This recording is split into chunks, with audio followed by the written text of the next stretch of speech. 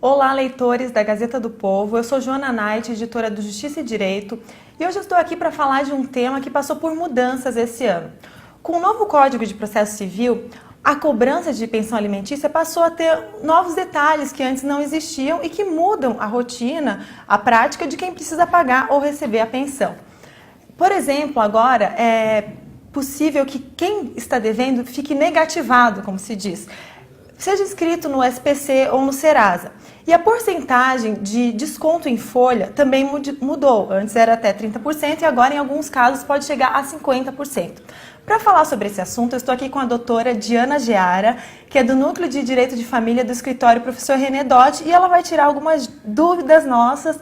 Doutora, bem-vinda, bom dia. Bom dia. Então, doutora, um primeiro assunto que é bem conhecido do público até é a questão da prisão. Que tem pessoas que devem pensão e não pagam, acabam sendo presas. Esse período de tempo que a pessoa poderia ficar devendo passou por uma alteração ou teve uma confirmação com o novo CPC. Como é que ficou, doutora? Exatamente. Bom dia, leitores da Gazeta do Povo. Bom dia, Joana. Agradeço o convite aqui da Gazeta em meu nome e em nome dos meus colegas de escritório. É um prazer estar esclarecendo esses assuntos que são de tanta relevância, assim, jurídica e também na vida das pessoas, né? Porque os alimentos têm uma natureza que, como o próprio nome diz, que é alimentar, então repercute diretamente no sustento dos filhos, dos ex-cônjuges, dos ex-companheiros, e o novo código ele veio, de fato, dar mais efetividade para a cobrança do crédito alimentar. Infelizmente, há um histórico no Brasil de débitos que vão aí acumulando e não sendo pagos com tanta celeridade, e o novo Código de Processo Civil ele trouxe isso, medidas mais eficientes. Então, com relação propriamente à pergunta da Joana, o que acontece? Na verdade, havia uma dúvida, uma pequena dúvida, eu diria, até na jurisprudência, que são as decisões dos tribunais e algumas interpretações de doutrina, sobre o período que podia ser objeto da execução sob pena de prisão. O novo Código de Processo Civil, ele trouxe agora um texto bem claro, dizendo exatamente que o período que pode ser executado sob pena de prisão é de 1 a 3 meses. Então, o que isso significa na prática?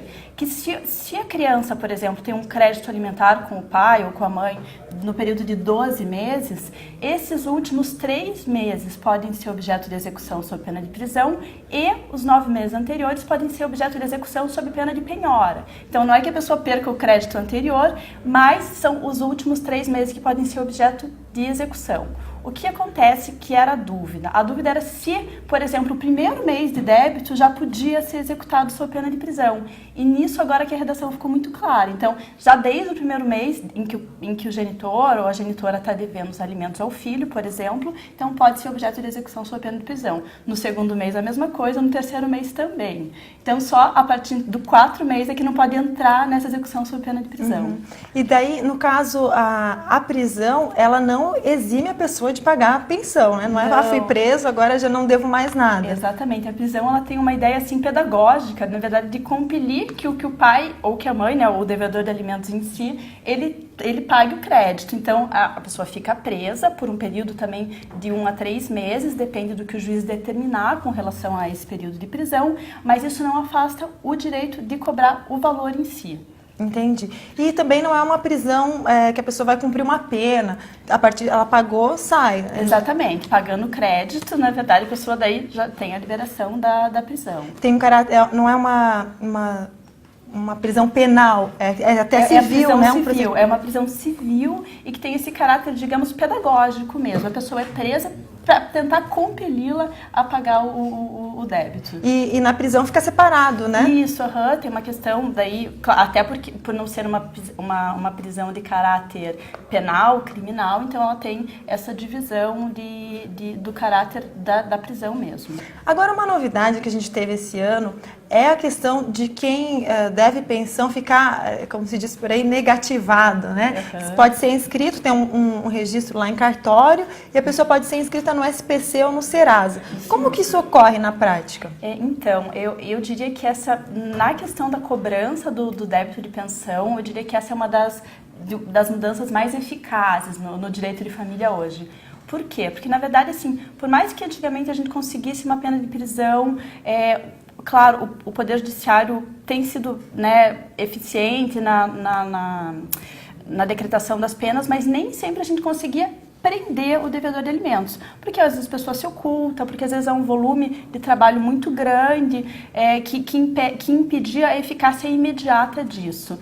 Para as questões agora, então, do protesto da decisão judicial que está sendo objeto de cobrança e também da inscrição do devedor no SPC e Serasa, é uma medida muito rápida e eficiente. Então, você inicia a execução, requer ao juiz, então, essa inscrição no SPC, Serasa e o protesto da decisão judicial. Isso acontece antes do devedor ser chamado para responder o débito. Então, vejam, o que acontece? Muitas vezes a pessoa é surpreendida com o fato de que perdeu o crédito no banco, perdeu o limite de cartão de crédito, e isso faz com que o devedor vá procurar quitar a dívida. Então, é uma medida muito eficiente, porque depende de uma ordem judicial que é sempre, daí cumprida de forma muito mais rápida. Então, acho que é uma das questões mais interessantes. A gente até viu em outros momentos que falou dessa novidade, leitores comentando, mas já pode ser preso, se pode ser preso, o que é o SPC ou o Serasa? Exatamente. Mas então, na verdade, acaba atingindo muito mais rápido do que a prisão. Exatamente, porque repercute na vida financeira do devedor. Então, por exemplo, imagine um devedor que é sócio de uma grande empresa, a inscrição sempre repercute muito rápido na vida financeira das pessoas, né? Porque os cadastros são eletrônicos, são integrados, então realmente é uma medida bastante eficiente. E vejam, não é que é uma dupla penalidade, na verdade, porque a inscrição no SPC e Serasa e o protesto, ela pode inclusive ser requerida nas execuções que são sob pena de penhora e não pena de prisão. Então, na verdade, é uma formalização de que a pessoa está devendo, e ela de fato está devendo. Com qualquer outro crédito, sempre já foi possível a inscrição em cadastro de devedores. Então, um crédito de natureza alimentar que, na verdade, é tão importante, é um direito fundamental das pessoas receberem o valor dos alimentos de forma correta. Então, eu considero que, na verdade, é uma evolução legislativa e não um regresso aí. Na verdade, é algo muito, muito eficiente e que veio trazer efetividade na prática, desde que o Código entrou em vigor. Nos processos, a gente já teve, assim, resultados muito positivos disso. E como é que funciona a penhora, doutora? Vamos trabalhar com uma situação hipotética. A pessoa é presa ali, paga os 3 meses mais recentes, mas ainda tem um débito de 1, 2 anos, um tempo maior.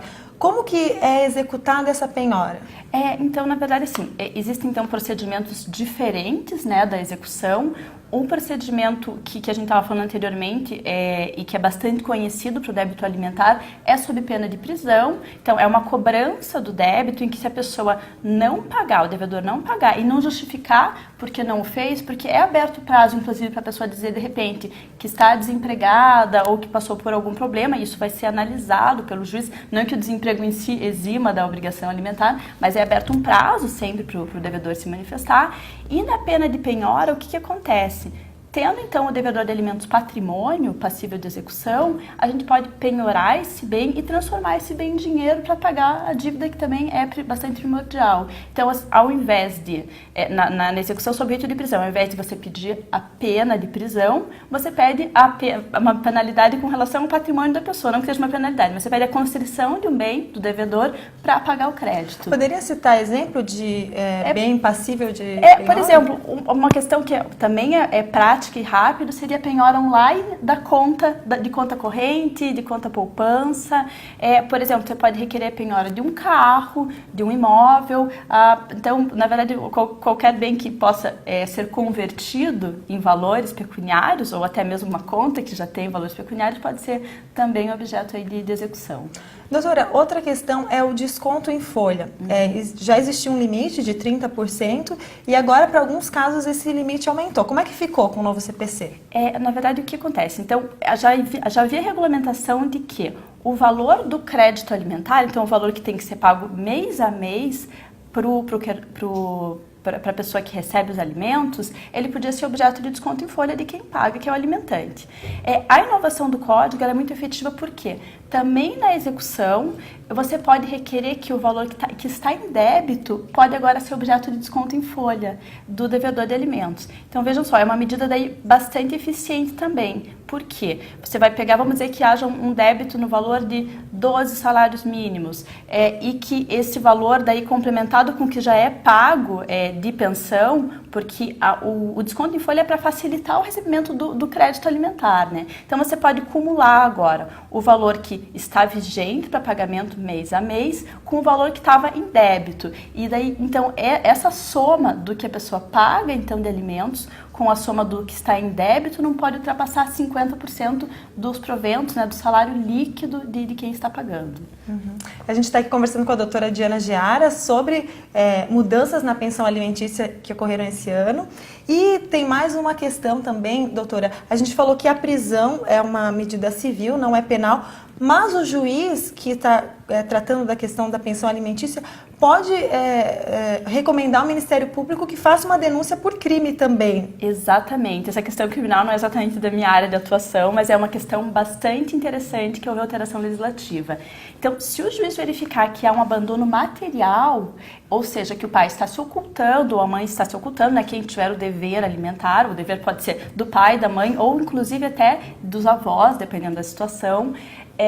Então, se a pessoa está se ocultando, se é um abandono material, o juiz pode oficiar o Ministério Público para que abra a investigação do crime de abandono material, que é um crime que já existia no Código Penal, mas que agora há essa abertura para que ele, constatando o juiz da vara de família que aconteceu, o Ministério Público dê início a isso. Na verdade, é mais uma tentativa do novo Código de Processo Civil de tornar eficiente o pagamento da pensão alimentícia e mais, de tentar... Existe todo um caráter pedagógico por trás disso, né? De haver uma consciência de quem tem o dever alimentar de pagar em dia, de não deixar os seus filhos, principalmente, aí, desassistidos, né? Nesse caso do crime de abandono. Lembrando que esse crime tem pena de 1 a 4 anos, né? Aí, claro, vai passar por todo o trâmite de um processo penal.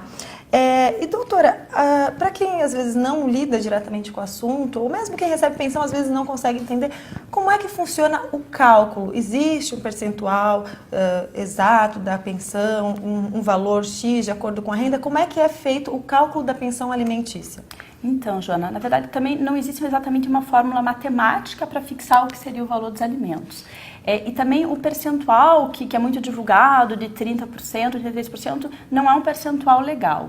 O que acontece? A gente sempre vai avaliar na questão de pagamento de pensão, de recebimento de pensão, a necessidade de quem vai receber alimentos, a possibilidade de quem vai pagar, e também a gente fala na questão, por exemplo, de fixação de alimentos para os filhos, do trinômio que deve balizar esse cálculo, que é o da necessidade, então, possibilidade e proporcionalidade. Na prática, como é que isso funciona? Então, vou dar um exemplo concreto para ficar, acho que, bastante didático. Um cliente me procura no escritório, por exemplo, um pai, depois de uma separação, e quer saber qual que é o valor que ele vai oferecer de alimentos por filho. Até porque as pessoas são muito acostumadas a ser demandadas, né, a esperar uma ação, mas alguém pode sempre propor alimentos para outra pessoa. Então, um pai que nos procure perguntando qual que é o valor que eu devo pagar para o meu filho.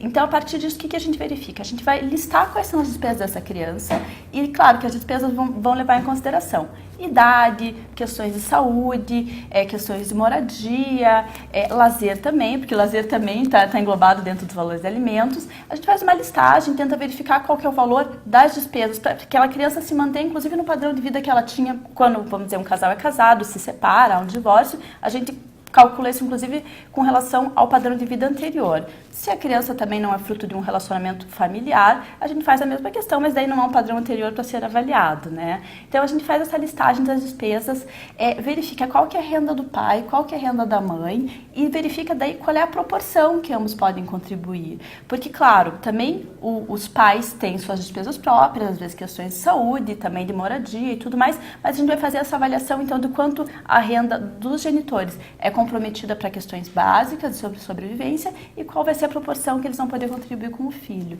Então, é uma avaliação que acontece bastante caso a caso, o Poder Judiciário também faz essa análise caso a caso, para tentar sempre objetivar e valorar qual que é o melhor interesse de manutenção daquela criança. Esse é um exemplo que eu estou dando com relação à criança, aos filhos, mas a mesma questão a gente vai avaliar para a pensão também dos ex-cônjuges, né?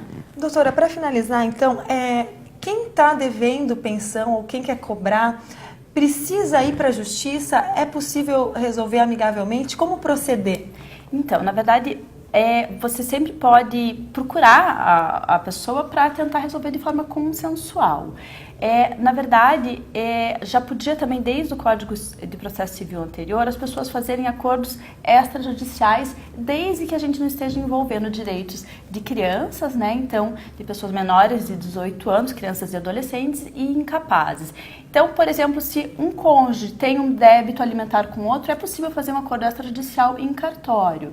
Quando a gente fala daí das crianças, o correto é que o acordo seja feito sob o crivo do Poder Judiciário. Então, as pessoas, um cônjuge pode procurar o outro, o filho, né, pode, através também de um dos seus representantes, buscar o pai e fazer um acordo com relação ao débito alimentar. Mas daí esse acordo tem que ser levado ao Poder Judiciário para homologação. Precisa de advogado, então? Precisa de advogado. As pessoas que não podem pagar um advogado, eles podem procurar também a Defensoria Pública. A gente tem uma Defensoria Pública constituída aqui no estado do Paraná, que também auxilia as pessoas nesse recebimento de crédito alimentar. Doutora, então assim, para finalizar, não, para complementar, alguém que está devendo há muito tempo, e a pessoa quer ficar correta com a lei, quer, enfim, assistir ao filho, mas não sabe por onde começar, tem medo de se apresentar e acabar sendo preso. Como essa pessoa deve proceder?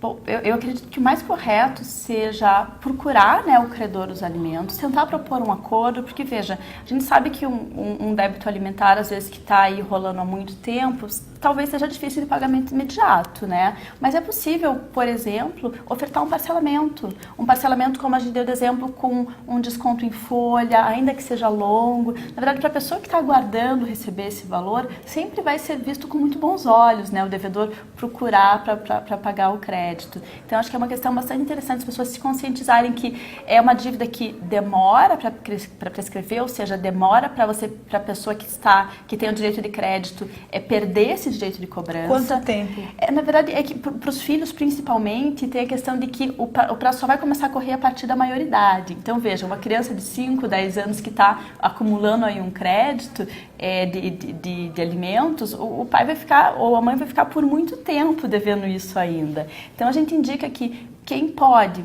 fazer um acordo, ofertar um acordo, né, isso, claro, também tem que ser avaliada a possibilidade da pessoa pagar, como é que está a situação de quem está com o crédito pendente, porque às vezes a pessoa está devendo já no colégio, está devendo despesas também muito importantes, mas eu acho que essa tentativa de negociação é sempre muito importante.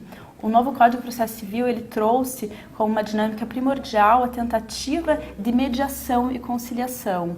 Nas varas de família, na área de direito de família, isso foi trazido de forma também bastante importante, evidenciado que os processos, exceto alguns processos em peculiar, até como execução, mas os processos em geral, eles devem sempre começar com uma audiência de conciliação e mediação. Então, eu acho que esse é um princípio que deve sempre balizar agora as relações familiares, as relações jurídicas familiares, de tentar um acordo. E se a pessoa ficou, a gente falou que pode se apresentar em juízo, justificar que não pode pagar porque, por exemplo, está desempregada. Mas esse período que ela ficou desempregada não é apagado, fica uma dívida, né? Exatamente. Em algum momento ela vai ter que quitar. Exatamente, porque o que infelizmente, as pessoas pensam assim, não estou desempregada, não tenho dever alimentar. O dever, ele persiste. O dever alimentar, ele só cessa ou é diminuído o valor de pensão através de uma ação revisional de pensão alimentícia ou ainda de exoneração. Então, não é algo que acontece imediatamente em razão do desemprego, até porque a gente sabe que a pessoa que fica desempregada recebe um seguro-desemprego por um período, às vezes a pessoa tem outras rendas, tem dinheiro aplicado, então o desemprego em si, ele não é uma justificativa para o não pagamento de pensão alimentícia. A pessoa tem esse prazo para se justificar em juízo, dizer por que não pagou, e claro que há situações em que é justificável, por exemplo, uma doença grave em que impossibilitou a pessoa do trabalho e diminuiu muito seus rendimentos. Há situações, o juiz sempre vai avaliar essa questão, mas o fato é que o dever alimentar, ele não cessa por conta da condição de quem deve pagar os alimentos. Ele cessa só com uma decisão judicial que diga que a pessoa não deve pagar. E depois dos 18 anos, o filho ainda pode receber pensão? Pode receber pensão também. A gente fala que essas questões dos alimentos, elas sempre são avaliadas no caso concreto e de acordo com a situação daquele momento. Então, A gente sabe também, é uma questão de consenso, que as pessoas depois dos 18 anos, elas não têm uma independência financeira, né? Normalmente, entre 17 e 18 anos, ingressa-se numa faculdade, né, que dura aí seus 4, 5 anos, dependendo do curso. Então, há também um dever alimentar após os 18 anos. Porque o que é necessário? É necessário que a pessoa, para parar de receber os alimentos, ela tenha uma independência financeira também. Então, é claro que pode reduzir em determinado momento da vida, né, a pessoa que está cursando faculdade começa a receber uma bolsa de estágio ou até já inicia no emprego. Também é comum que as pessoas ingressem na universidade, na faculdade e tenham um emprego. Então, essas questões sempre vão ser avaliadas, né? E claro que há, inclusive, quem com 18 anos comece a trabalhar e não curse uma faculdade. Então, tem situações para serem avaliadas aí no caso concreto. Mas aos 18 anos, assim, respondendo categoricamente a tua pergunta, ao completar 18 anos, não há um encerramento da obrigação alimentar. E tem, assim, de se ouvir falar, quem faz 18 anos, mas continua estudando, tem o direito.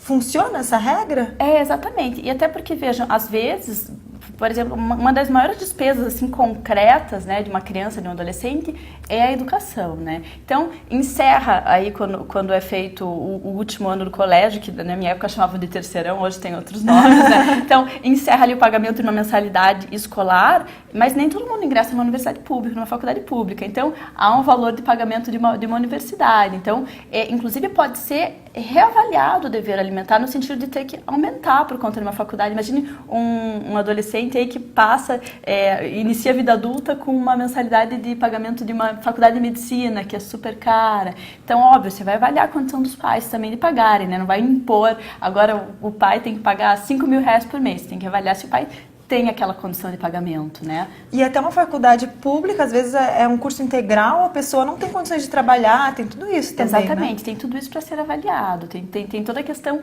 concreta, assim, o direito de família é um direito muito do caso concreto. E a questão dos alimentos, a gente diz que os alimentos não transitam em julgado, podem ser avaliados a qualquer tempo, porque justamente acontece isso, a vida das pessoas é muito dinâmica, né? Então pode ser que alguém entre na faculdade aos 18 anos e consiga um super emprego e consiga pagar sua faculdade. Em muitos casos isso não acontece, na verdade a despesa só aumenta com o ingresso da faculdade e os pais vão ter que auxiliar mais.